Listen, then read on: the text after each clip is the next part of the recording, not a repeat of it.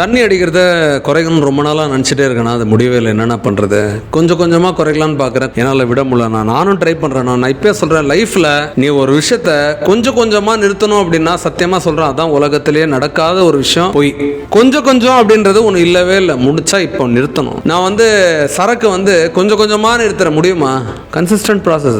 நிறுத்தணும்னா நீ தான் நிறுத்தணும். யாருக்காக நிறுத்தணும்? உனக்காக நிறுத்தணும். அம்மாக்காக, அப்பாக்காக, ஏன் உன் கிட்னிக்காக, உன் லங்ஸுக்காகலாம் நிறுத்தாது. உனக்காக நிறுத்து. இதே மாதிரி தான் எல்லாம். சீட்டும் அப்படிதான். கொஞ்சம் கொஞ்சம்லாம் நிறுத்த முடியாது. நிமிஷம் அப்பவே விடு. சயின்டிஃபிக்காக பார்த்தோன்னா பிரெயினில் இருக்கிற ஒவ்வொரு செல்லும் ஒவ்வொரு ஆக்ஷனையும் பண்ணி பண்ணி பழகி இருக்கு. இப்போ காலையில் எழுந்து ஒருத்தன் டீ குடிச்சு பழகிட்டான். டீ சாப்பிட்டா தான் அவனுக்கு அந்த டேவே நல்லா இருக்குன்னா, டீயை டக்குன்னு கட் பண்ண முடியாது.